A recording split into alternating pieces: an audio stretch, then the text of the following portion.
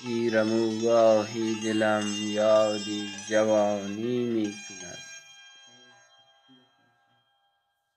بلبل شوقم هوای نغمه خوانی می کند. همتم تا می رود سازی غزل گیرد به دست، طاقتم اظهار عجز و ناتوانی می کند. بلبلی در سینه می نالد هنوزم کاین چمن، با خزان هم آشتی و گلفشانی می کند. ما به داغ عشق بازی ها نشستیم و هنوز چشم پروین همچنان چشمک پرانی می کند. نای ما خاموش ولی این زهره شیطان هنوز با همان شور و نوا دارد شبانی می کند.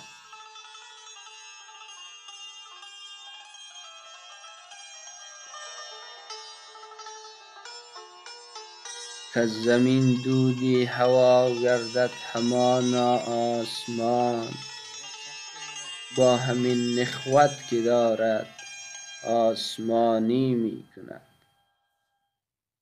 سالها شد رفته دمسازم ز دست اما هنوز در درونم زنده است و زندگانی می کند. با همه نسیان تو گویی کز پی آزار من، خاطرم با خاطرات خود تبانی می کند. بی ثمر هر ساله در فکر بهارانم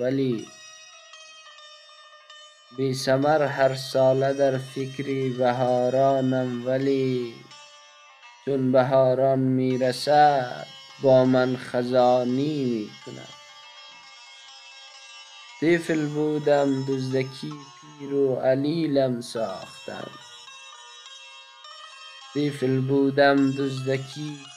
علیلم ساختند، آنچه گردون می کند با ما نهانی می کند.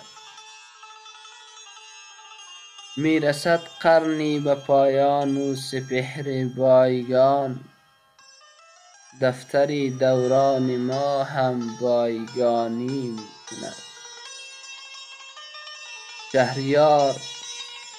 شهریارا گو دل از ما مهربانان نشکنی، ورنه قاضی در قضا نامهربانی می کند.